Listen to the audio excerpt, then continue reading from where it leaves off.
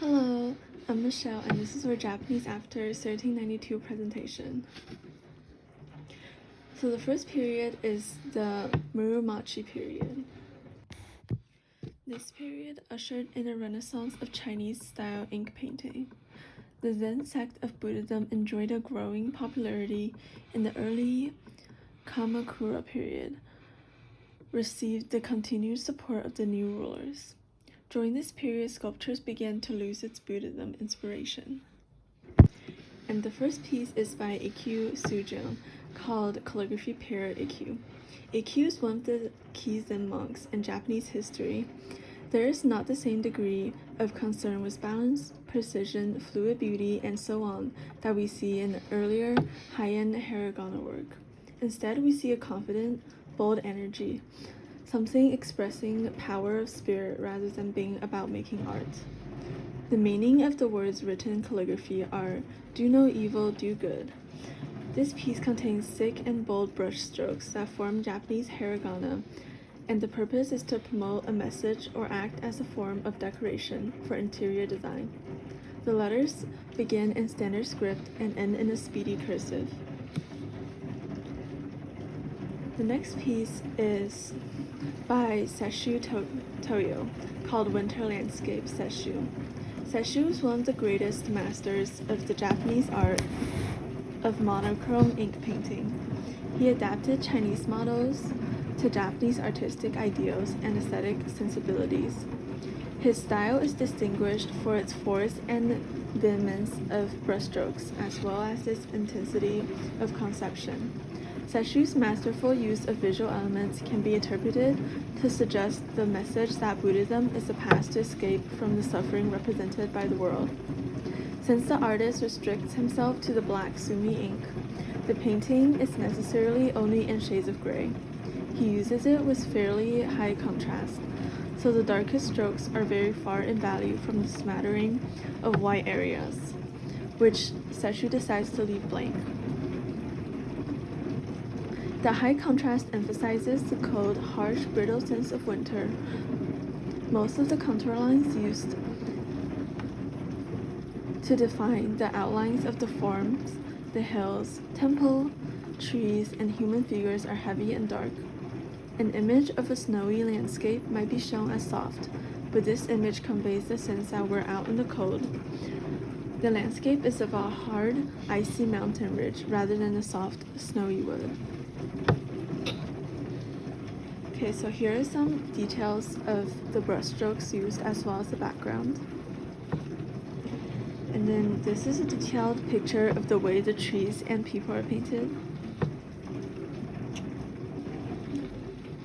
Okay, so the next piece is by Bunsei, called Landscape Bunsei. Bunsei is a Zen Buddhist whose seal appeared in 5 remarkable paintings, showing strong evidence that he painted them. This piece illustrates the pure, lonely, and ultimately serene spirit of the Zen-influenced poetic landscape tradition. It's also closely modeled on Korean ink landscape paintings that themselves copied Chinese Ming period models.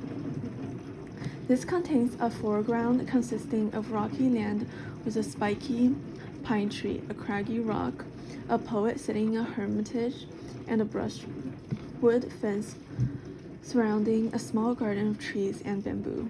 This artwork captures the essence of tranquility in a culture based around the ideals of Zen Buddhism and brevity.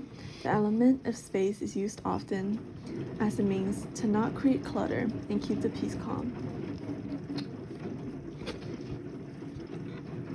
So this is a detail of the background, which is all the way in the back and fades out.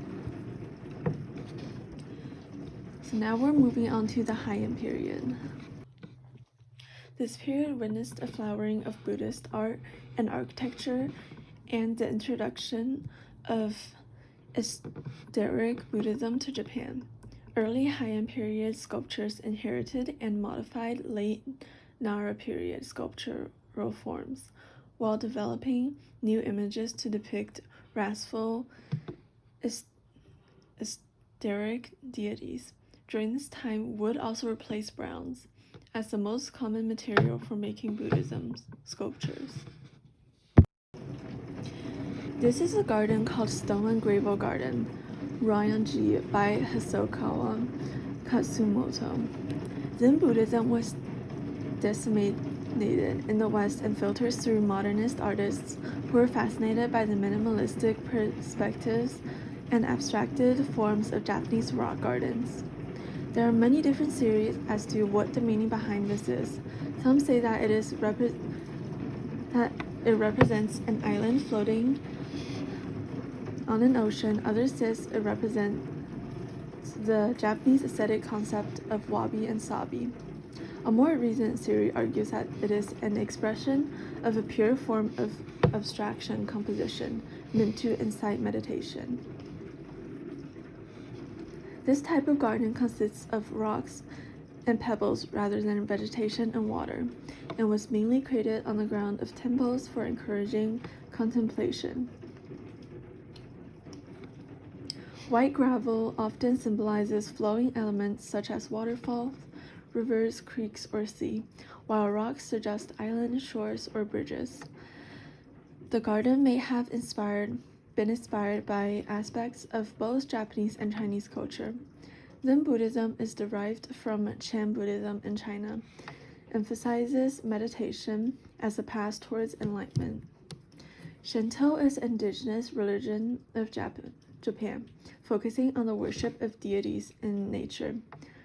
Together, these concepts promoted the aesthetic values of rustic simplicity, spontaneity, and truth to materials that came to characterize Zen art. Today, in the sea of gravel, rocks and moss of the garden, and the earthy tones of the clay wall contrast with the blossoming foliage, beyond evoking stillness and contemplation suitable for meditation. This shows the detail of one of the bigger stones placed on gravel. The next period is the Momoyama period. The decorative style that is a hallmark of Momoyama art has its inception in the early 16th century, and it lasted well into the 17th. On the one hand, the art of this period was characterized by a robust and dynamic style, with gold lavishly applied to architecture, furnishings, painting, and garments. The decorative fortresses built into the daimyo for protection and to flaunt their newly acquired power exemplifies this grandeur. On the other hand, the military elite also supported a counter-aesthetic of rustic simplicity, most fully expressed in the form of the tea ceremony, which favored weathered, unpretentious, and imperfect settings and utensils. This is Kano Itoku's piece called Fusuma, depicting pine cranes. Kano Itoku was a Japanese painter and one of the most prominent patriarchs of the Kano school of Japanese painting. Painted pine cranes, both symbolize symbols of long life, are painted on the left panel. On the right panel is a plum tree, which is a symbol of spring. His signal contribution to the Kano repertoire was the so-called monumental style, characterized by bold, rapid brushstroke, an emphasis on foreground and motifs that are large relative to the pictorial space. Most of his artwork unfortunately got destroyed in the turmoil of the Sengoku period. His works on the panels consist of bird and flower of the four seasons on different panels. This is one of the panels called Bird and Flower of the Four Seasons. It's ink on paper, and this shows 4 of the 6 panels in the ritual room. This piece on top is Flowers and Birds of the Four Seasons, P full. The piece below that is Flowers and Birds of the Four Seasons, Phoenix Birds.